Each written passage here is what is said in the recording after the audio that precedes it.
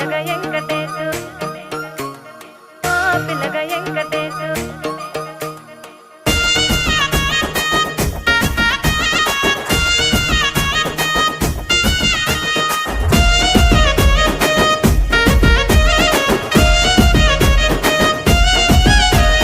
సిద్ధిరాల మనసు నాది చిన్నగా పోతుంటావో చూడక పోతుంటావో ఇంట్లో చిన్నదాన్ని నేను